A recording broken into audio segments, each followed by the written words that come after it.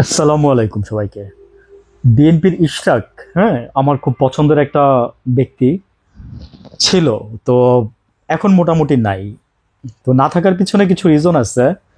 কারণ হচ্ছে যে উম, থাকার পিছনে রিজনগুলো ছিল, উনি সাদিক হোসেন খোকার ছেলে। হ্যাঁ, সেই বিষয়ে ওনার একটা সুনাম আছে। তারপরে হচ্ছে আওয়ামী লীগের সময়ে উনি অনেকবার আহ, মানে আন্দোলনের সময় অক্টোবর মাসে যে আন্দোলন, অক্টোবর নভেম্বরে যে আন্দোলনটা হয়েছিল, তখন উনি অ্যারেস্ট হয়েছিল, পালাই ছিল। অনেক কিছু আছে বিএনপির জন্য, অনেক অনেক ত্যাগ ওনার আছে। কিন্তু উনি মন থেকে উঠে যাওয়ার পিছনে, ওই যে বললাম না যে আপনি যদি 10টা ভালো কাজ করেন, বাট একটা মন থেকে মানুষের উঠে যেতে, ভালোবাসা মানুষের মন থেকে উঠে যেতে একটা খারাপ কাজই যথেষ্ট। তো আপনি যেভাবে যে নগর ভবনে গিয়ে, হ্যাঁ, আপনি বুঝেন আপনি একটা শিক্ষিত ছেলে।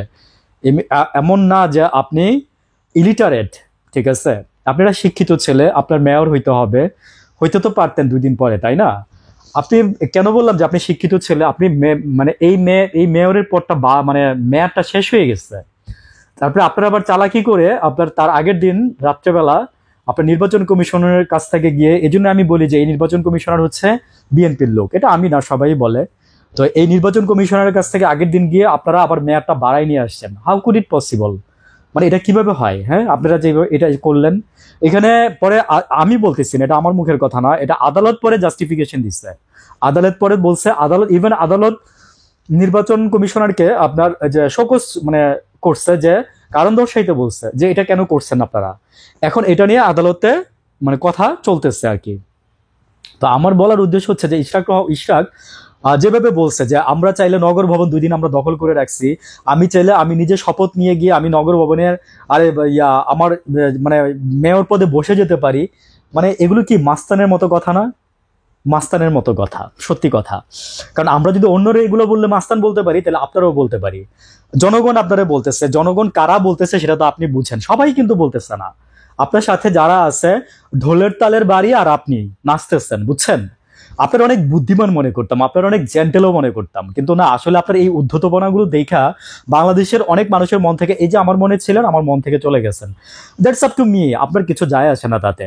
What ever. আচ্ছা, আমি এই ইশরাক পরে বলতেছে যে এখন ওনাকে যদি এটা করতে যায়, তাহলে ওনাকে ওনার প্রজ্ঞাপন বাতিল করতে হবে।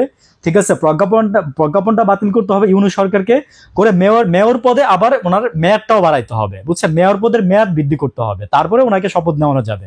ঘটনা ছিল উনি বোধহয় অনেক আগে একবার মেয়র হয়েছিল, তো সেটা মনে হয় আওয়ামী লীগ সরকার এসে বাদ করে দিচ্ছে, অ্যাটসেট্রা, এই ধরনের কিছু একটা হবে আর কি।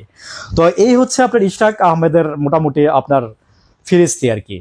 আর উনি এর মধ্যে আপনার দেখেন, আমি আরেকটু ইনক্লুড করি, সেটা হচ্ছে যে আপনি মানে জাস্ট মেয়র হবেন, হ্যাঁ, বা মেয়রের জন্য, আমি তো বলি যে আপনারা সাধারণ মানুষের জন্য নির্বাচন করেন, জনগণের জন্য রাজনীতি করেন, তাই না? কিন্তু আপনি মেয়র হওয়ার জন্য আপনি মনে করেন যে পাগল হয়ে গেছেন। পাগল হয়ে গেছেন আপনি, মনে করেন যে নগর ভবন, আপনি নিজের মুখের কথা, আপনি 2 দিন বন্ধ রাখছেন।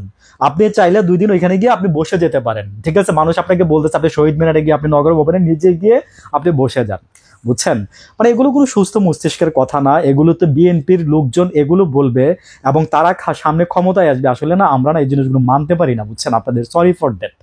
আমার খুব দুঃখ লাগে, কষ্ট লাগে, এই জন্যই কথা বলতেছি না। এটা বিএনপি সম্পর্কে সাধারণত আমি খুব বেশি একটা বলি না, বলতে চাই না, কিন্তু যখন আপনারা এরকম উল্টাপাল্টা বলেন, তখনই আপনারা এরকম বলেন। আপনি দক্ষিণের মেয়র হবেন, তাহলে দক্ষিণের মেয়র যদি হন, তাহলে তো উত্তরের মেয়রও আপনার মনে করেন যে এইভাবে আপনার বসাইতে হবে, হবে না? তো এটাই হচ্ছে কথা আর কি আসলে। যাই হোক, আপনি সবকিছু নিয়ন্ত্রণে নিয়ে নিতে পারবেন, আপনি সবকিছু কন্ট্রোলে নিতে পারবেন, আপনি এই ধরনের অনেক ধরনের মাস্তানি টাইপের কথাবার্তা বলছেন আর কি। তো সবাই এটাই আপনাকে বলতেছে, আমি না, সবাই আপনাকে বলতেছে যে এই ধরনের মানে মাস্তানিপনা বিএনপির কাছ থেকে আমরা এই সময়ে আশা করি না, বুঝছেন? তো আপনি বলছেন যে স্থানীয় সরকার মন্ত্রণালয়ের উনি ওই যে আসিফ আর কি, আর হচ্ছে আপনার এই যে ইউনূস সাহেব এই জিনিসটা হতে দিচ্ছে না।